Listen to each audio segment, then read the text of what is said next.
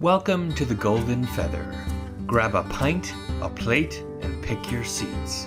Your hosts, Virtek and Chibi Bree, are back from their latest adventures.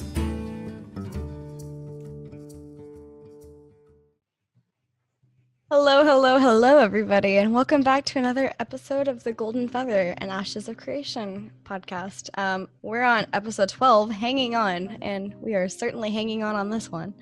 Indeed. Today we have Jahlon with us. Hello, Jahlon. Hi, guys. And we're going to be chatting a little bit about the most recent live cast from Ashes of Creation, as well as various information news things that they've set out, such as the new Dove Diaries and discussion. So, well, let's start it off with getting to know more about you, Jahlon. Okay, what do you want to know? Who are you? Where are you? Oh, what do you your do? dirty, dark secrets. Oh, okay. Well, I'm Jahlon. I am a content creator at Ashes of Creation. I happen to take a kind of unique approach to most of my videos. That's why I call them the 101 series. I'm an educator by trade, so I like to try to break it down for people who don't necessarily want to jump in and figure stuff out or who are afraid to ask questions. So that's kind of why I came up with Arcade 101 back in that game. And I'm coming over to Ashes anyway, so I just brought it over with me. Nice. That works out. And Yeah, I mean, everybody needs a little 101. yeah, with a lot more of the marketing happening, there's a lot of new players coming as well. Yeah, and I think that's like the most important part. I will say that there is so much information with Ashes of Creation. Steven and Jeffrey and the rest of the team, they've designed such an intricate system that if you try to ever talk to anybody about Ashes of Creation, you're like, I want to talk to you about the rating, but I have to talk to you about nodes. And I want to talk to you about the PvP, but I have to talk to you about nodes. And so people are like, but I don't understand. Yeah. So it's difficult to have the same conversation 15, 20 times a day. So that's why I do the videos, and then I did the webpage that I did the way I did it. So it's like, here, you go read, and then come back to me with any questions you have. Right. So we don't have to spend hours catching you up to speed. That makes sense. Still waiting on that Nodes 3. Notes. 2022.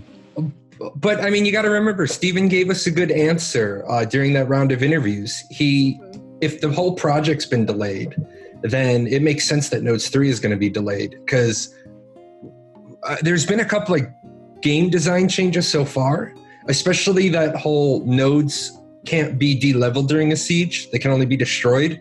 So I wouldn't want Nodes 3 to come out and then have to get Nodes 3.1 to fix it. Yeah. That makes a lot more sense. Yeah, especially with the changes they keep going through with, like you said, with that one. And then I believe they're still kind of undecided on a full basis on what's going to be happening with the freeholds. Like they have the general idea, but yeah, that was actually a huge change with the freehold system that I don't think everybody caught up to everybody got caught up to the change. It used to be that your freehold could survive because your node might only go down one level.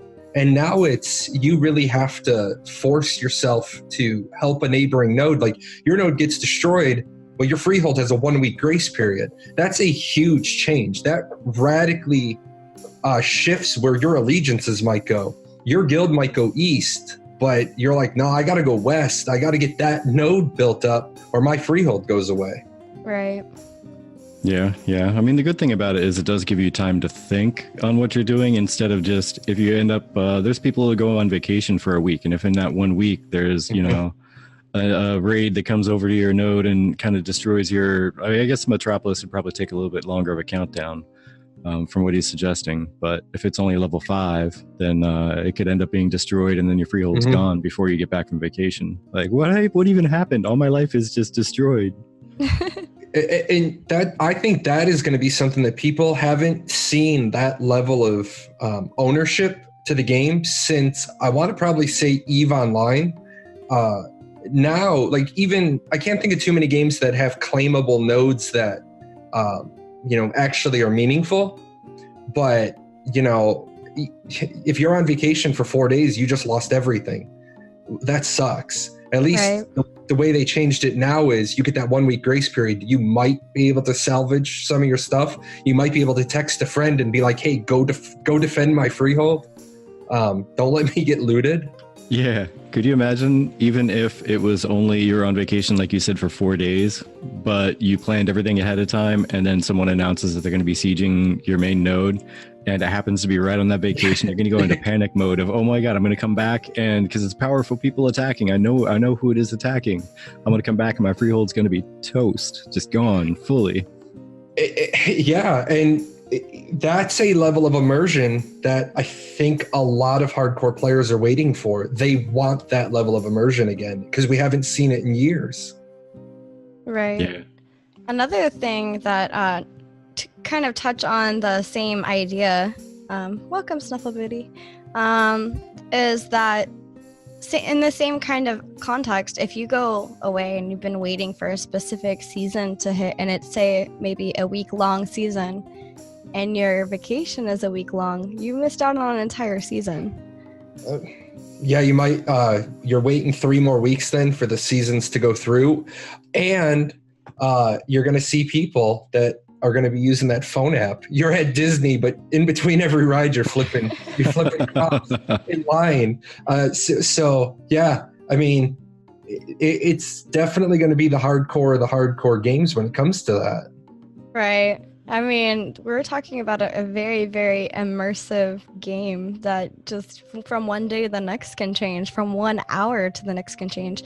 And actually, I wanted to touch on that. In your most recent, I would say, video, touching up on following from the Ashes live stream, you were talking about them discussing a potential of maybe 1 to 2 hours of when a node changes over, instead of it just popping.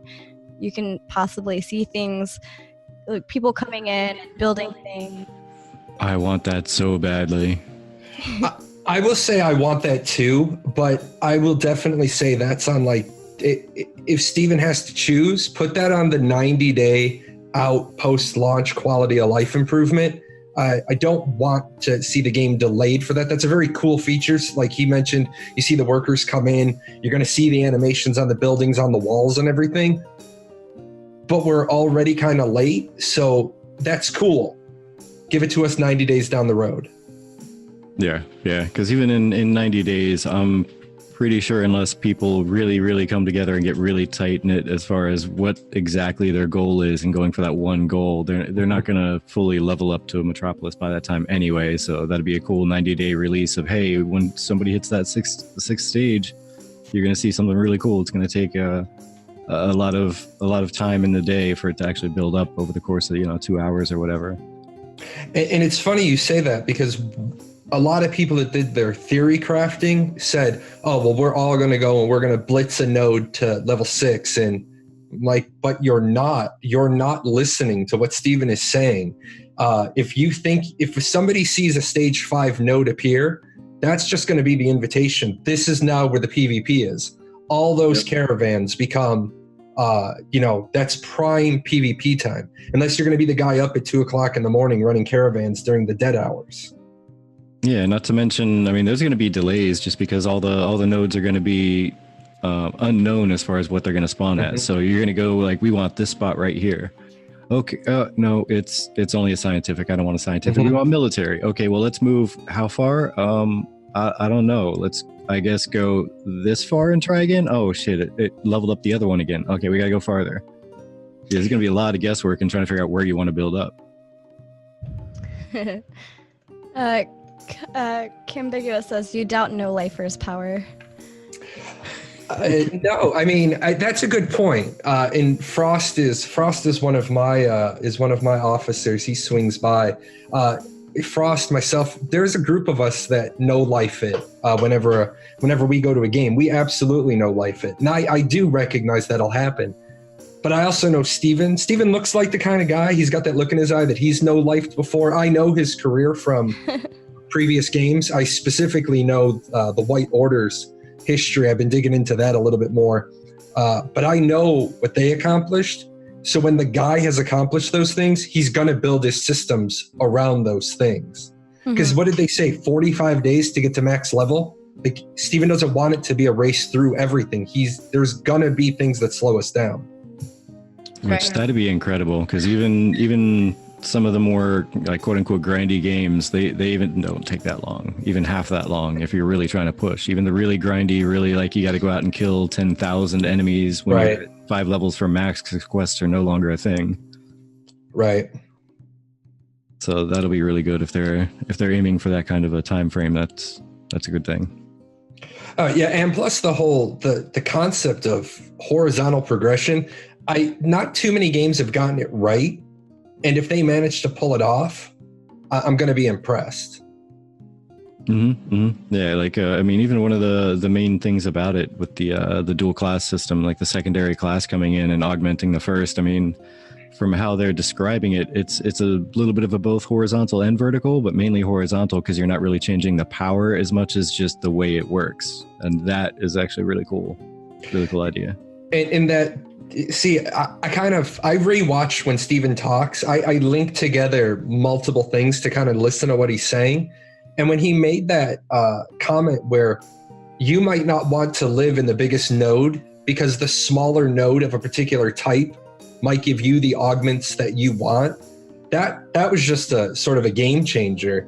Everyone thinks that it's going to be the Metropolis and the Stage 5 nodes that everyone's going to live in. But then he says, oh, well, we have this vassal work system that only your vassal nodes can do this work for you. So either people are going to have to spread out, or you just can't get to a metropolis because you're at stage 5 and only your vassal nodes can do this work for you, but nobody lives there. Someone's going to have to sacrifice and go live there and do that work. I'm so glad you brought that up, because that's been a point of conversation I've wanted to have for a long time. Like, there's a lot of conversation with a lot of different podcasts and a lot of different people on Discord and whatnot about sieging nodes, and they just go right for, when you siege the metropolis, somebody else's metropolis. They never really talk about the fact that you can siege someone's vassal node because it's an up-and-coming scientific and you don't want them to have those gatherable and crafting bonuses. It may just be a vassal node, but if they're a military node and they're getting their scientific node right next to it, they can go up to level 5 and give those level 5 scientific node benefits. You might want to just destroy that. Plus, it'll be a less costly war. It won't cost you as much to wage war on that. It'll slow down the progression of their main node anyway. It'll slow down their income because that node gets destroyed. And now all the what was the word he used? Basically duties that they can do for the main node go away. Now they can no longer produce, and it starts all the way back at level 0. They got to work it all the way up again. And you take that one step further, and then you'll see people go into that area to help I'm going to help an enemy node level because I don't want you to have a stage 5 scientific node. I want to stick you with a stage 5 economic node. So I'm going to take my guild into your 2 stage 4 areas, and I'm going to force one of your nodes to level up, which means you're going to have to bring in outside people to siege it. I'm just going to tie up your time. Yep, because what is it when they get to stage 3? Suddenly everything around it becomes a vassal of that one. So if you notice them getting to a stage 2 on something, or even a 1, and you notice that they're trying to push that, just go push the other one. Make that one a stage 3. Exactly. Exactly. Yeah, there's so many intricate little strategies you can have in all that I just don't think have been fully explored. Yeah. As far as theory crafting goes anyway. I mean, I'm sure they've probably thoroughly explored a lot of that, but just aren't really leaking the strategies that they've come up with out, because that takes all the fun out of it for us. And that's the huge thing. It's so funny if you watch some live streams, you listen to a question and Steven gets this little smirk in the corners of his mouth because he wants to say something, and you know he's holding back. You absolutely know he's holding back. And then he has to play a little mental game where he thinks, okay, what can I actually say without giving away the farm? Because, you know, that he always wants to drop a little this or that, but... Absolutely. Yeah. Another thing I think that would be interesting with that is what you mentioned also with being able to place freeholds next to each other. And we're now back to the freehold hamlet. We can build our own little mini towns, but they don't function as towns. mm-hmm. Yeah, that was something I was advocating for a long time, because my wife and I game together, and I'm assuming one of these children that I have running around here will start gaming as well. And I don't want to have to travel, 5, 10, 15 minutes to, go to my wife's freehold. But originally it was you could set up little hamlets. Then it was you couldn't. And now it's back to you can set them next to your friends. But then Steven always does that. He says you can put them next to your friends, but he doesn't tell us all of the rules. Like, do I have to approve somebody coming inside of my standoff distance? Can I dictate who can come in there? Do they have to actually legitimately be my friend, or are you talking friend?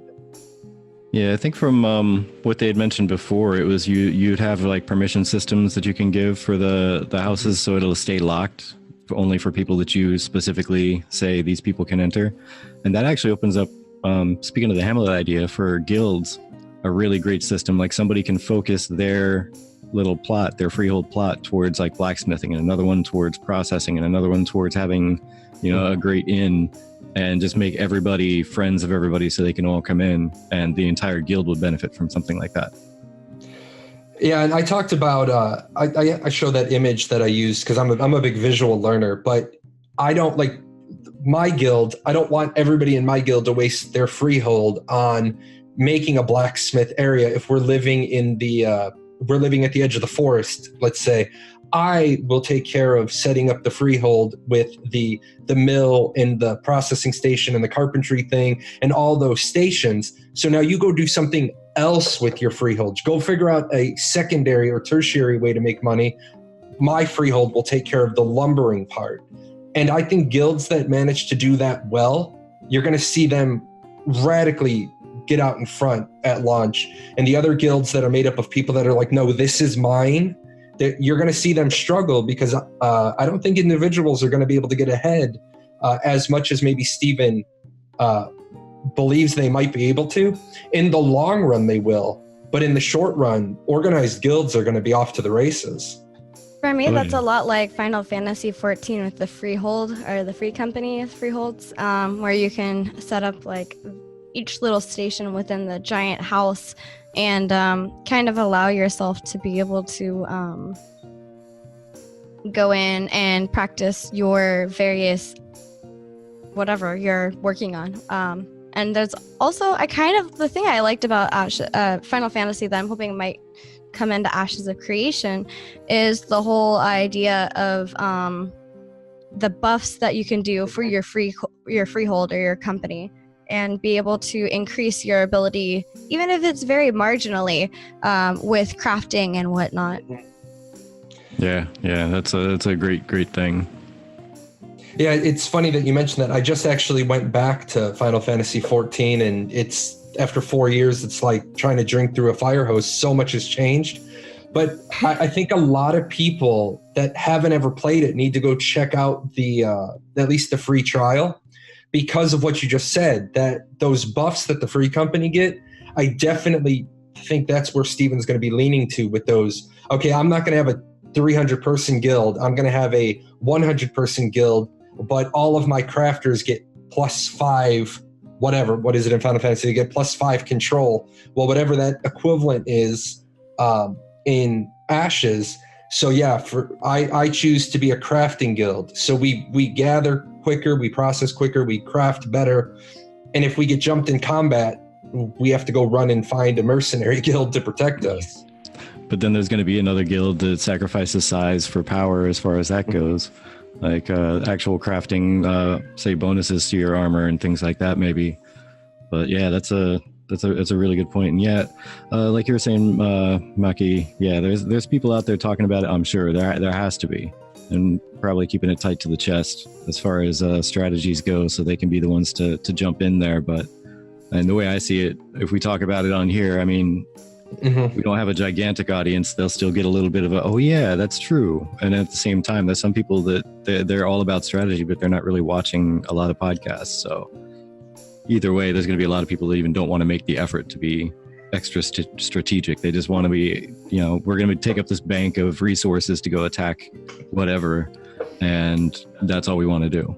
We don't want to spend any of them to attack a lesser target.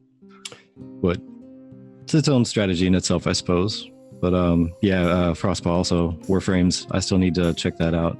I tried to download it once and play it on PlayStation when it first came out, and it just didn't work at all. It was also like Choppy. it wouldn't launch. It's choppy. And that's my fault. I repel technology, so don't blame these guys. It's because I'm the guest this week. It's how it works. No bueno. The other thing sorry. Oh, I was just going to lead into that lone wolf conversation because we were kind of going down that path with conversation. Oh, okay. It's the lone wolf post, the dev discussion series. Yeah, that one, I think, like in my opinion anyway, and what I posted on their Twitter for a reply was the fact that anybody doing a lone wolf should be like lone wolf strategy, like just run out and do their own solo thing. Totally should be able to experience the whole, like the major bullet points of the story all the way up to max level. No worries, but to get any real depth out of it, any real detail and a solid idea of everything going on, you're going to need to do the group. Yeah, I am really, really thankful that Steven came from ArcAge, because one of the biggest problems in ArcAge was you invest all the gold you have. You're a low-level character. You invest all the gold you have, and one powerhouse character can steal for hours and hours and hours from everybody. But with the caravan system that they've laid out, having NPC guards, now I don't think that a single player should be able to hire enough guards that they never need anybody, but I think setting it up so that, I mean, there's actually a soundbite that says you won't be a single individual jacking caravans. It will be a team effort. So I am glad to see that there is some level of defense there for the low-level player, because truthfully, you end up in games that are sandbox orientated, where you get these people that get to max level, max gear, and they don't pay attention to the fact that, yeah, I'm killing that high level, that max level, but no gear character. That person at the end of the month is just going to be like, all right, I'm done. I can't make any positive progress. I'm going back to the game I was successful at. So you bring Final Fantasy 14 players over, they play for a month, but they can't gain traction. Well, they go right back to where they came from at the end of their sub time. Well, another thing you have to consider is situations kind of like now with me with World of Warcraft. If I go and join in on World of Warcraft, I don't currently have a guild to be a part of. So in situations like that where the player joins a game on their own and doesn't have a guild, they're going to be doing a little bit of solo questing unless somebody they come across is nice enough to kind of help them and show them the ropes. But I think for that perspective, there should be an ability for somebody to do solo questing and solo work on their own, at least until they can get to a metropolis or an area where there might be a guild gathering and they can actually contact other people more frequently in game to like work with other people possibly. Or some people are just that I don't really get to play very long. I don't feel like I'd contribute to a guild, so I'd rather just play on my own kind of people.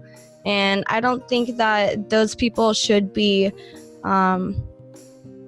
deficited because of their choice of play style.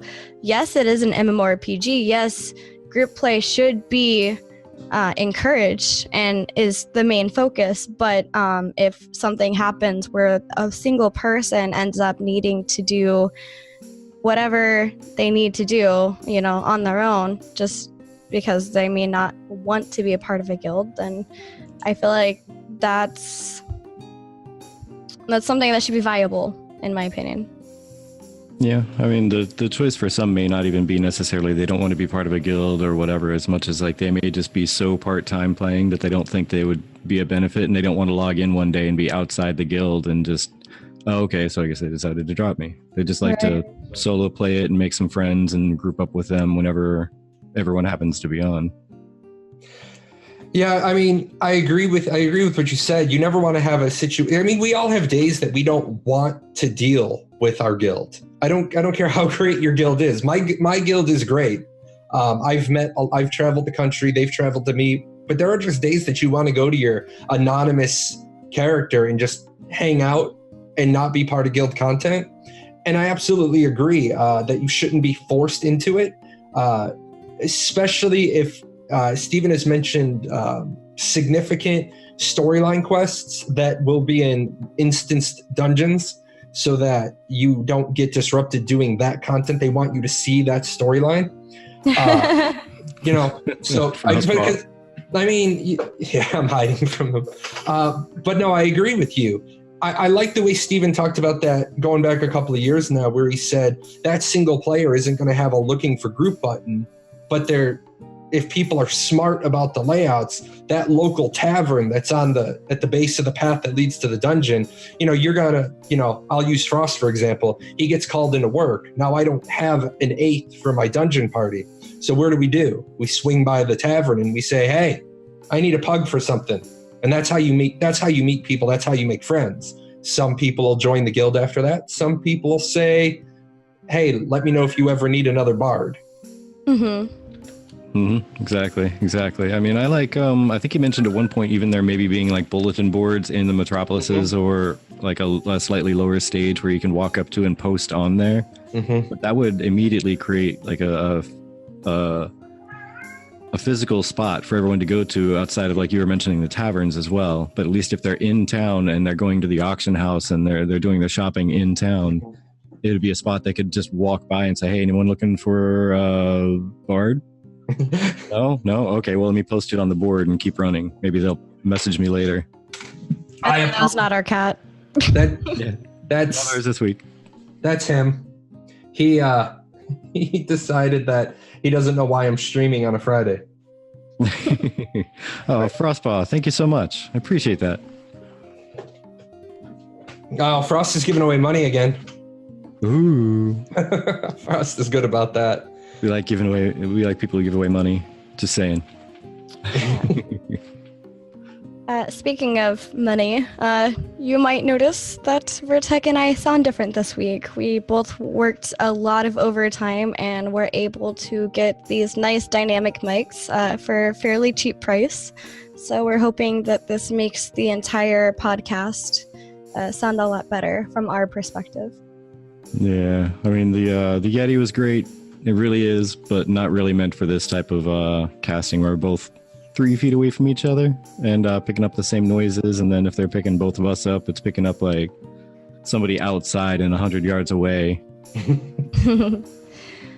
So continuing on with this whole thing, actually on our Twitter, because I saw the dev discussion yesterday and decided to, from the Golden Feather, decided to go ahead and repost it, and Makinoji, I believe, responded to it and said that he thinks they should be able to hit max level, but after that there should be systems in place to make it significantly more tedious and difficult to progress. It should apply to artisan and social systems as well, as this is an MMORPG, so that multiplayer aspect has to kick in at some point. Mm-hmm. Mm-hmm. And go ahead.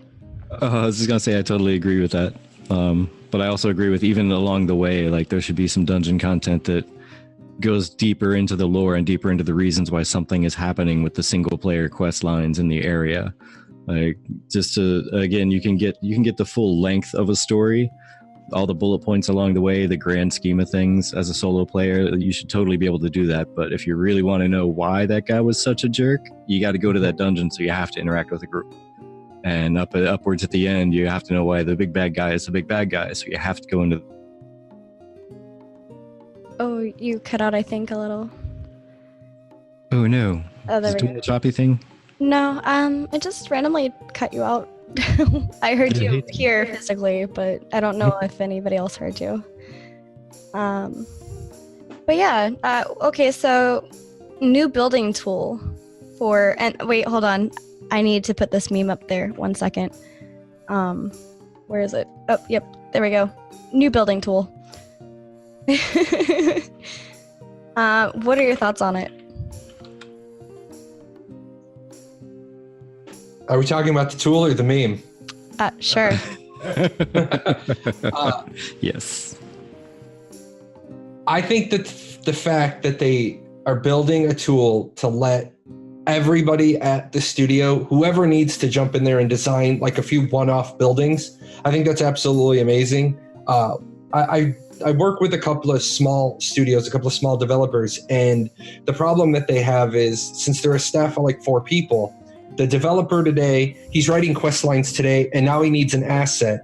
So he gets to a certain point on bullet 1, and he gets stalled waiting for the artist. Then he goes and works on something else, and he gets stalled waiting on the artist. So as he moves down, yeah, sure, he sent a list of 50 items he needs from the artist, but they're not coming in the order he's thinking and trying to work.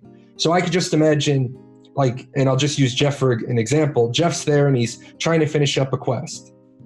And he realizes he's pulling all of his assets out of the folder that he gets from Bacon. Then he gets to the very last piece and he's like, shit, I don't have a church. I've used the same church twice now. I don't want to use it a third time. So he goes to Bacon and he says, hey, I need a church. And Bacon's like, yeah, I'll add it to number 97 on my list. No, instead, Jeff just goes to this tool now and says, all right, I'm going to make a church. Now, that doesn't mean somebody doesn't come back later, one of the many artists they have, and says, who the hell designed this church? And starts making some tweaks to it. But instead of it just becoming a go back and do, it's done and they can move forward. Mm-hmm. Yeah, and kind of like you were saying, like they may not deal with it in a precise order because they'll look at this big list and say, hey, that one I can knock out really quick. I can do that in like an hour or 2. So I'll get that one done. Well, that was like the last thing we needed ever in life. At this Right, moment. exactly. But I think that this building tool will speed up further future art stuff. For right now, though, I'm actually curious how much it's really gonna benefit the very beginning world. Because if it's going to be just a couple ruins and like old civilization stuff that got tore down and kind of grown over, and they've already gotten the tool created for the node expansion, like I guess they're going to be doing one-off buildings that the node expansion and creation tool would be drawing from. And that might be about it for the moment until they start saying, okay, well, the world's more developed. Let's go ahead and plop down this city that nobody discovered over in this corner or what have you. Well, the big thing to that is thinking about it over the months we've had the delay. Think about how many buildings they have to make. And you heard it at the beginning when Steven talked about how much art and how many art assets need to be done. But yeah, I beat them up all the time because it's kind of what I do. But to beat them up fairly, I kind of sat there one day and just said, okay, I'm going to put on a project manager's hat here for a second. And I just want to start filling up a page in my tablet of how many tasks can I come up with that needs to be done. And then I started just, wow, 9 races, 6 stages. And then that doesn't even take into account all the different buildings. We have a list of about 15 mayor-specific buildable buildings. So you're talking easily thousands of assets that need to be done before they can go forward. Yeah. And excuse me. Is kind of a slight benefit of what's happened with the delays anyway, is the art team was still able to kind of chug forward and get stuff knocked out. And so at least the world was being created while the back end was being reconstructed, so to say. And yeah, that kind of brings up the one complaint you had with the 10%, the last 10%. Takes the longest. This is always one of those things that it kills me, and it's one of the things I hate beating them up about. But if you're gonna market, then market honestly, because I know the marketing game, and I know the shell game, and I know how to dress it up and put a pretty bow on it. And I wouldn't be beating them up as much if they hadn't started off with we're gonna be transparent. So they started off with we're going to be as transparent as possible. And then they've swung that pendulum over to almost non-transparent, which is fine. But one of the people that I was talking to earlier tonight said, all right, well, take the time and date of when Apocalypse came out in September, add up all the days. And if you have less than 10% to go, then I can mathematically tell you how many days you should have left. So that's a really dangerous thing to say, well, the last 10%. Because now what happens if it's 3 more months? Well, you didn't spend 900 days up to this point developing anything. You haven't been developing for 900 days. So if the delay is more than 3 more months, then you weren't at 90% to begin with. So I think that came off really badly during the live stream. And that is the double-edged sword of doing live streams. You kind of talk to the community in a familiar way, but then what you say gets scrutinized and analyzed.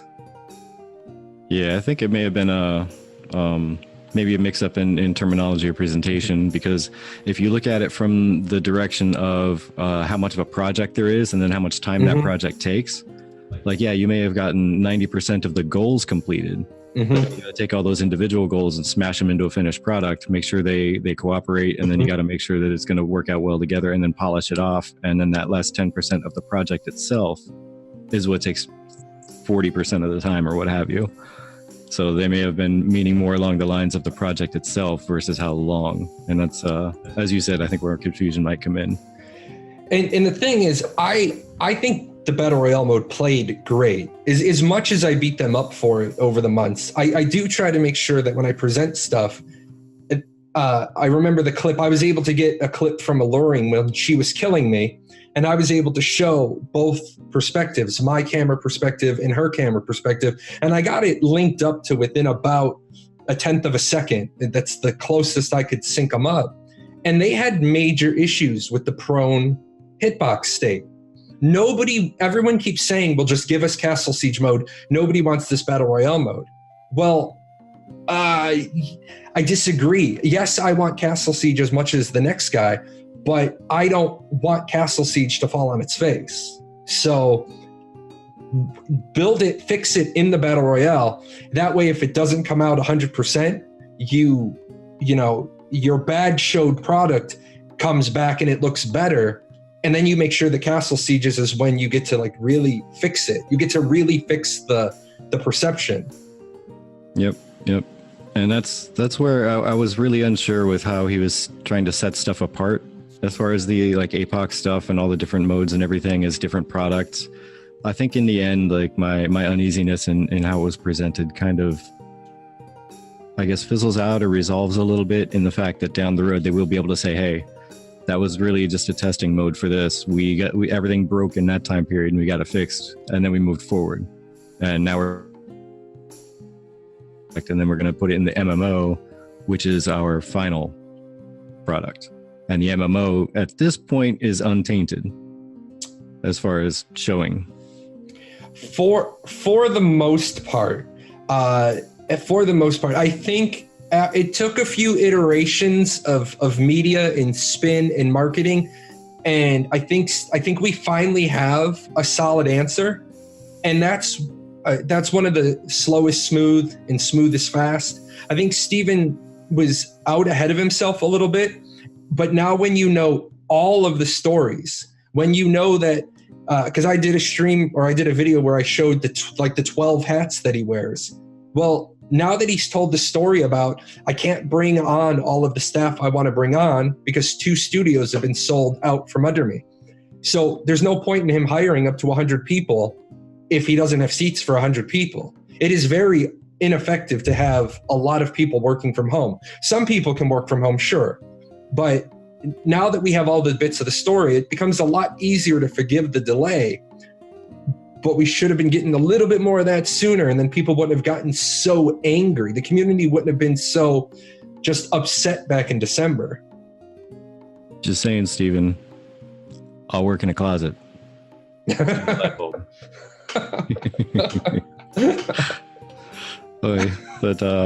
yeah, I mean, all that's good stuff. And you know what I actually really enjoy about just the Ashes dev team and when they come on these streams is they are really good sports.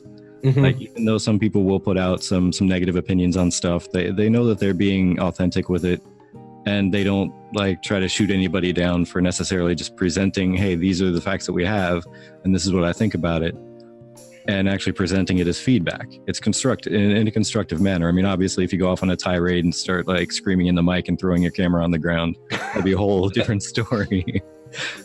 Right. And, you know, Steven, even Jeff, I've only seen Jeff on the Discord a handful of times. And like Jeff poked fun at me. He took a dig at me because of I don't know if you're familiar with my 480,000 square kilometers thing. Yeah. Well, you know, I don't math. I'm not a math guy. So I was working on something on the side and I had converted it to meters because I was doing a map conversion. And then Jeff made fun of me, and then Steven made it 480 million square kilometers. And that's the cool part about Intrepid. They joke with you. They have fun with you. And Steven wants those concerns. And he comes in, and there's been times where, you know, sometimes I say it in the public chat, sometimes I say it to him in the content creator chat, and sometimes I PM him and I say, hey, I'm going to regurgitate this back to you, because this is how I've processed it. And he'll either be like, yes, you have that right, or he'll be like, no, let's get that fixed.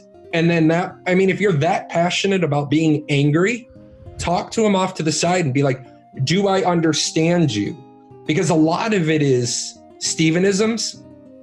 And I think a lot of people are angry and they don't want to research anything. They hear one thing and they're angry. They're flipping the table. Well, just calm down a minute. Calm down a second. Let's make sure you're on the right square. And if you are, I'll get out of your way.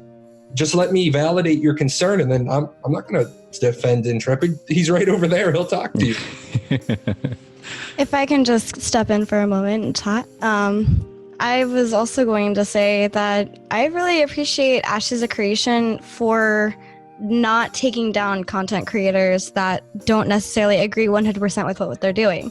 I love that they are open to the adverse opinions, and I love that they're listening, you know, that like this is the first MMO that I've actually been a part of where they do actively listen, and they do actively try to make sure that the content that they're putting out is exactly 100% what they're meaning to put out, word for word, and that the definition and the information isn't muddy. We saw this with the apocalypse.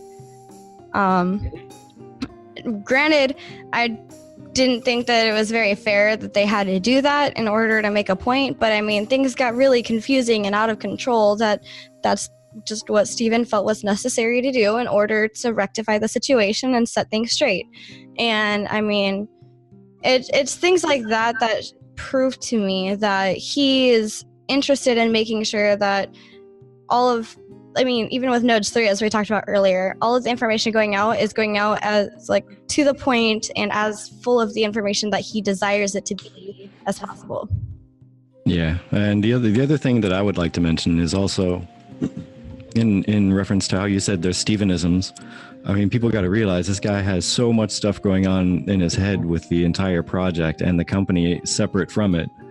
I mean, the company has its own issues just as a company. The development has its own issues as a development, and then like his finances and then his personal life. I mean, he's got a lot of stuff going on in his head.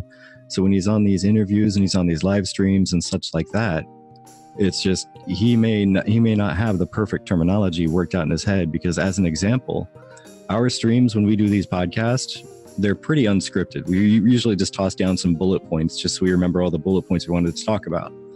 And we just refer to that. And then we just have an open discussion. Well, we took the approach when we had Steven on of, hey, we want to give him all the questions that we want to ask so he's not surprised by anything. He has time to think about it.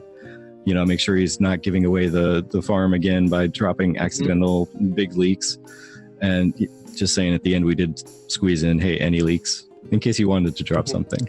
But when it came time for him to come on the stream, we had already given it all to Maggie and such, but we said, hey, so did you have any questions about any of the things we were going to talk about? And he literally says, no, I didn't even look about it. You can ask me whatever. We'll just talk about it. He literally didn't want to pre-screen how he's talking. He does it off the cuff. Yeah, and I can validate that as well. I pretty much spelled out the stuff I was going to ask in case anything was like, no, we don't want to go there, because I did spend about the first 15 minutes of my stream talking about Intrepid and the business and clearing some stuff up. And he outright told me the day before, he's like, I don't pre-screen the questions, so you can ask anything you want. And I was like, yeah, but I don't want to play Stump a Chump. If there's something that you don't want to talk about. And he's like, he literally said, it doesn't matter because I haven't even looked at them. And it was pretty clear, it was pretty clear because some of the things were, you can gauge authenticity, because when I asked him a question, he's like 40 words into an answer and he's like, wait, did you say, it's pretty clear he didn't pre-screen the question then, otherwise would have known what I was talking about. Mm-hmm. Would have definitely had a prepared answer of some sort. And he would have known what he wanted to do with his spare time other than play games. But he didn't know. Yeah, that was one of my favorite parts. What do I want to do? Wait, what? And his brain just popped. I don't know if you caught it during the live stream, but he did say that was his favorite question out of the 4 interviews. Yeah, made me smile. It made me smile. That and oh man, on our cast anyway, I loved the discussion on the dungeon of corrupted children. Oh man, that went so off the rails from the conversation. It was bananas. I was half listening to that at that point, and I actually had to stop my child from talking, and I said, I had to turn wait, what did they just ask? It was very off the cusp. I wasn't quite prepared for something like that. And when he did say something, I was just like, wait, is this really where this topic is going? By the way, chat, if there's any artists out there or memes, can we have a dungeon full of corrupted children meme or art or something, please? Get children of the freehold. Yeah. Oi. So, yeah, unless you had other stuff to say about those topics, what about those ships? What about them ships? I'm excited for that. The only game I've ever played other than EVE Online that had ship combat, and that's all you have in EVE is you are the ship, was Arcage. But Arcage got good, and then it just never got better. The fact that they've said you're going to be constantly evolving your ship, that's exciting. The sheer ramifications of an island node that people forget about. There's going to be people who don't want to go out on the ocean. So you're going to have this node that the people have time to level their taverns there, level their freeholds. They're just going to grow. And then one day you're going to be like, who is this guild and where did they come from? Oh, dude, man, we ignored them. They've been out on that island. And then you're like, oh, well, we better go deal with them. And you might be the best land fighters in the world, but you never get to their island because they just sail out, blow you up. And do you really want to spend 45 minutes swimming out to that island? Because like Steven said, you lose your boat at sea, you have to go back to land to summon another boat. Sounds like Assassin's Creed to me. Right. Some real high seas combat. But yeah, I'll be honest, I was kind of surprised by the fact that there was going to be any kind of massive ship development in the first place as far as on a player perspective. I really thought it was going to be hey, you buy a boat and it's got stuff and you go do stuff with it. And that's all I thought it was. Like when you started mentioning dry docks and, upgrading your boat with different materials, what? Really? That's going to be a thing? I don't know why it surprised me. And the seamanship tree. Now, I know we haven't heard about the brigand tree or the defender tree or the seamanship tree, but just the sheer fact that, like I said, there is a guild who specializes in naval operations, and it's your guild's first time on the water, and you just get cremated. You just get owned because you're all at level 1. you're all at level 1 and they're at max level in those things. I hope they can pull that off. Yeah, and yes, Cam, he did just say semen. He also just said cream aided. But hey, welcome to the discussion there, Boycott. It's a fun time. Ashes is a good community, a lot of fun people to check out. This guy right here being one of them, one of the more I like to call it machine gun informative. His videos and his questions are usually just a lot of rapid fire everything, and then he talks it all out on Discord. So it's good stuff. But yeah, I'm really excited to see the upgrades you can do to the ships, because I don't know why it surprised me. I mean, everything else is so customizable. I don't know why that was one of those things that I just didn't expect, but I was kind of happy to hear that. And of course, then he tells us something and it instantly leads to like 3 or 4 other questions. So like we heard that caravans get destroyed and they don't have the loot rules completely figured out yet. Well, what about the ship things as well? I would imagine that, you have a bunch of great things on your ship and your ship gets blown up. You really don't want the system to be, they can take my stuff, but you want the system to be, I can take everybody else's stuff. It's that balance you got to try and find on your own. Like, how much are you okay with losing because you can also gain that from other people? If you're always your caravan, you want to go get theirs right back. Yeah, if you're always winning, you want full loot drop. If you're always losing, you want no loot drop. Exactly. Oi, did past week that you specifically wanted to bring up? You kind of froze out there. I didn't catch your question. No good. No good. Saying, is there anything that came up in the past, say, week or two that came up that you actually felt like discussing and going over? Oh, no, you guys have been hitting all the big stuff. Really, the thing is, they dropped so much on us in that scientific blog update. A lot of people are antsy for the next one. Yep.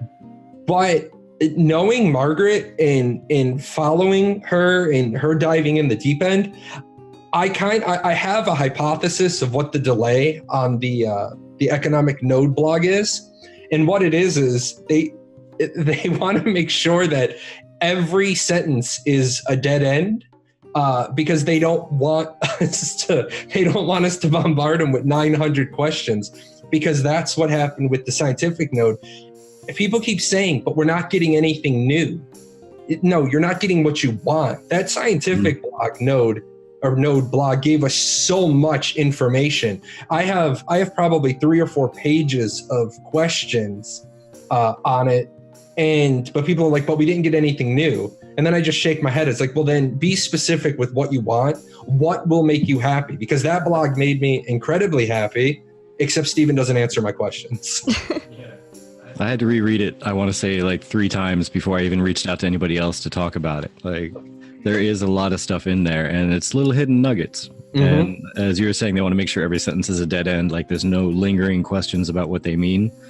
But also, there were so many really nifty perks to that node that they're almost going to have to do a 1-to-1 comparison with every node coming up. As far as what, like, this one section, you need to list all the benefits that are going to tie up exactly the same. Like, we can change stuff down the road because always in development, we got to see how it plays out. But it's got to be a 1-to-1 parity, or somebody else is going to kind of tear into that. Like, well, why would you do an economic? Because the scientific has more stuff. And I like what Ashes of Creation just said. Lingering questions are great, gets you thinking. And I think maybe the better word is not questioning what they mean by things, but as much as like, oh, well, then if that's the case, then what about this? And you begin to form these strategies and curiosities that, I mean, I guess at this point are only going to be fed to us once we get in. Right. And when I say they want to make sure that there's dead ends, I don't mean like exactly what you just said. I mean, for example, the question of, and I brought up the blog where they talk about professional mastery qualifications. Well, then a couple of somebodies actually in the Discord ran with well, you can only get your master crafting levels at scientific nodes. And Steven had to come back and be like, no, it's easier at scientific nodes, but there may be other paths.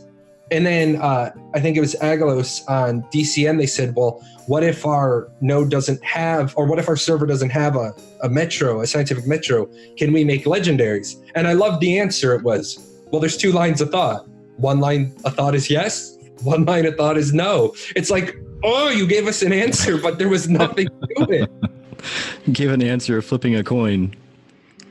Actually, if you don't mind, I'm going to go ahead and take this question that Cactuar6 has, asking, how do you think guilds, how do you think guilds will impact the game? I feel like alliances of guilds will definitely be leading the largest nodes. It'll be fun to see 2 different alliances compiled of guilds go at each other in a large siege, but how will that affect non-large guild players?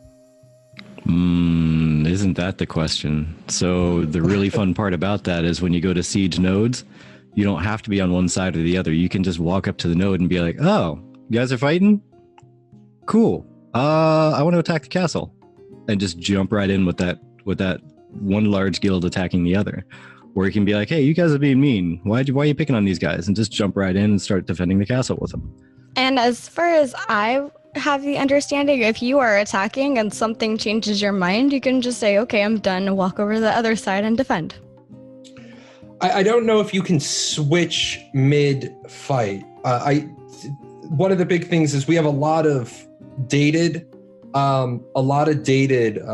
sound bites that Steven has never clarified. And one of them is there is a deserter debuff that I have as a dead end, which is one of those, it's never been brought up again.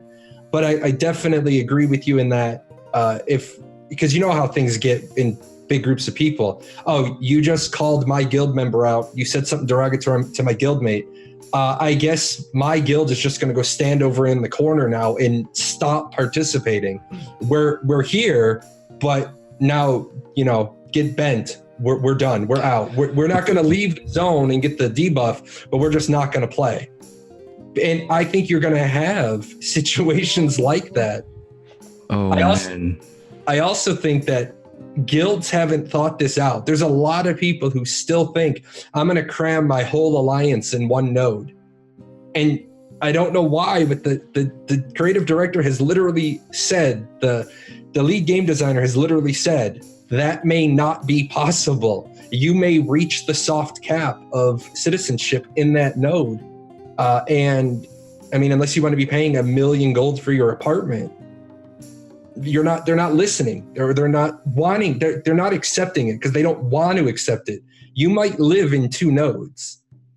And if you lose mayorship of one of those 2 nodes, my first tactic would be to war deck the other node and put that guild at odds with its own members. Yeah, there's even much deeper stuff, like with the thought of betrayal, like Boycott was saying.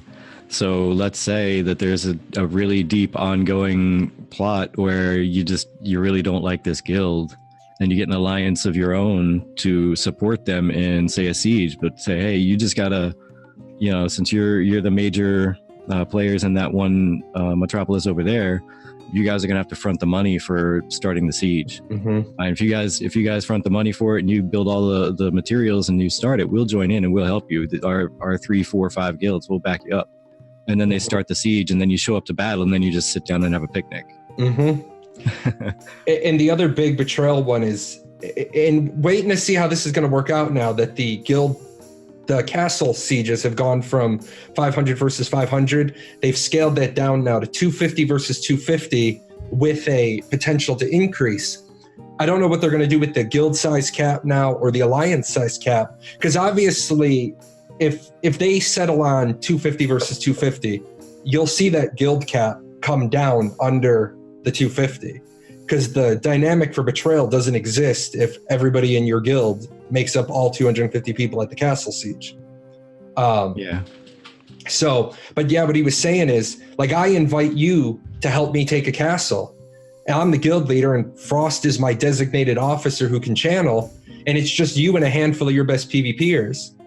And then during the castle siege, I lose track of you. And what I don't realize is you've taken your like 10 guys and clipped off to the channel. Suddenly the siege ends because you've channeled. And I'm like, I invited you to support me. And you're like, nah, dude, I cut a deal with the owners of the castle. They knew they were going to lose the castle, so they let me channel. Yeah. That's there's so many ways you can just turn on somebody in this game and not even have them think a second thought about it. Like, it could just happen. Another thing to think about is, as we found out recently, you can live somewhere separate from your guild. You could choose to be in that opposite factioned area with your own freehold and your own housing and say, no, I am a citizen of this node. And now my guild is attacking this node that I like. And I mean, the idea of betraying can come up in so many ways, not even just a debuff, but also, are you now the betrayer of the guild because you choose to defend your citizenship instead of the guild that's attacking it or what have you? And that, I think people are struggling with that one as well. When Steven outright said it, citizenship is your highest relationship. It is the top of the relationship hierarchy. And Mackie just said it in a Discord chat, but he said the guild comes first. But that's not how the mechanics work. The mechanics work contrary to that. Like, you're gonna see guilds.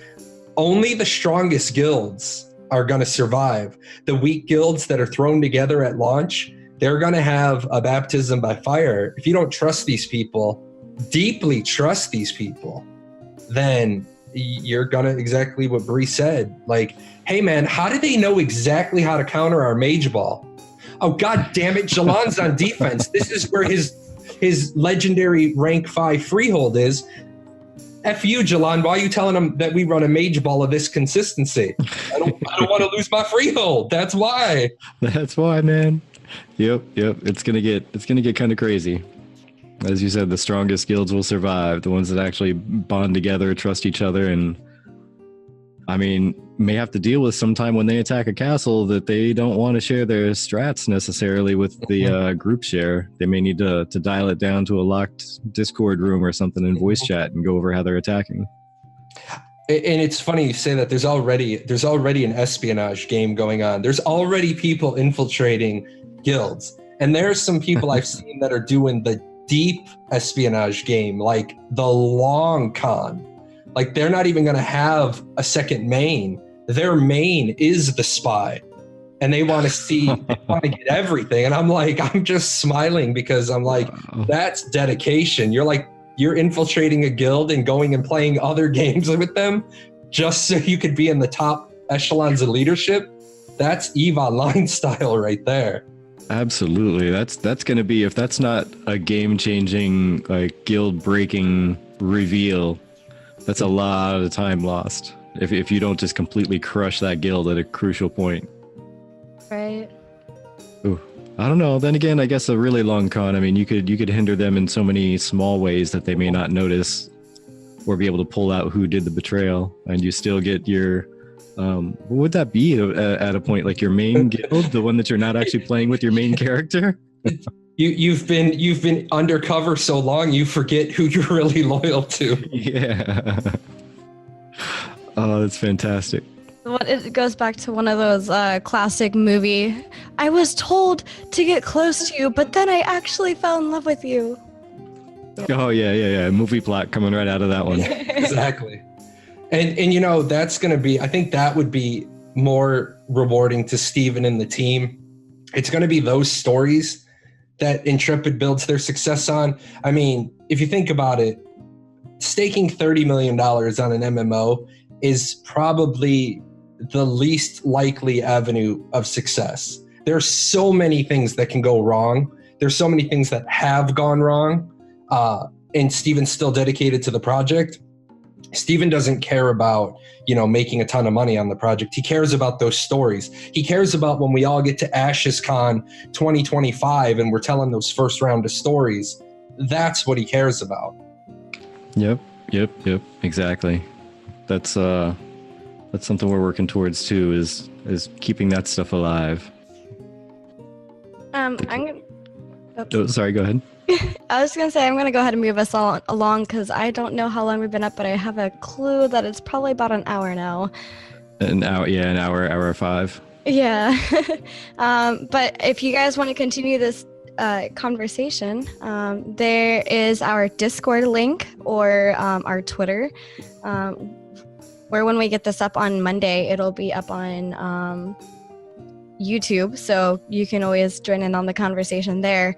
We love your opinions. We love your thoughts. We love to see what you guys are thinking. But real quick, there wasn't an official Fan Art Friday, so I scoured the Ashes. And hey, I have a soft spot for dragons. So Z, I don't know how many times. Oh, no problem, Ashes Creation. Thanks for stopping by. Z, I've used a lot of your stuff. So here's Z making a dragon head out of clay, which looks pretty awesome to me. I like it.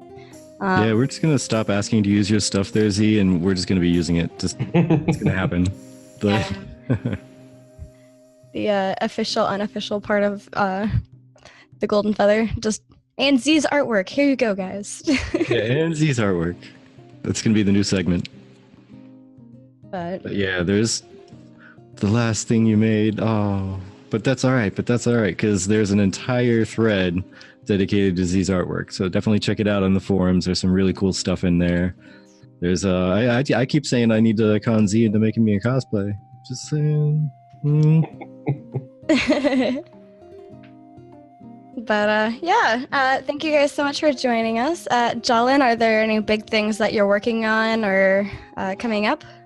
Actually, it's nap time for Jay. I did the I pushed out the 4 videos on PvP and the 1 video on nodes. So I put out 5 videos in about 10 days. So it's time to relax a little bit and just wait and gather up questions. But so no, I don't have anything big going on. I think the next thing I'm rewriting is Ashes 101 housing, because that video is getting a little bit dated. So I'm going to start the rewrite in the next week or 2, and then whenever Stephen and Margaret release us the stuff, but we don't know when that stuff is coming. That's always the problem. I don't want to release anything new because we know stuff's coming. So then wait till the update right away. Exactly. So wait till the next feast and see what happens. There you go. Oh yeah, Boycott, there's plenty of live content. I could give you a nice list of content creators that are all out right now, but definitely a good place to start would be the forums and the Discord, the official forums and official Discord. They have content creator areas where people are constantly posting up when they're streaming. They're constantly posting up when they make a new video. And yeah, I want to say off the top of my head, probably 5 or 6 live stream podcasts that I can think of right now. And then every one of them also creates extra videos that they upload to YouTube. Yep. And if anybody is wondering, we wait till Monday for a few reasons. One, that gives us the entire weekend to work on the audio because Virtek and I are both very busy people. And 2, Twitch frowns upon people for posting the same content within 24 hours on a different platform. So it kind of allows us a little bit more time to work on any bugs that might happen with the audio, as well as make sure we clear that 24-hour period. And also, why not have something that if you missed on Friday, a nice little pick-me-up on Monday about Ashes. Yep. Something to pick up right away and listen to on the ride to or from work, depending on what time you work in the mornings. Work. Yeah, people still do that, I hear. It's a terrible idea, honestly. But yeah, thank you for stopping by, Jahlon. Thank you for having me. Sorry my curse followed through to Bree's computer. Oh, it's all right. I think we've disinfected it. It's done. We're clear now. I am a priest after all, so. Oh, sorry, cleric. My bad. Cleric. Different terminology in Ashes. My bad. But yeah, we'll be back here next Friday at 5 p.m. PST. In the meantime, our stuff will be uploaded on iTunes, Podbean, and YouTube on Monday.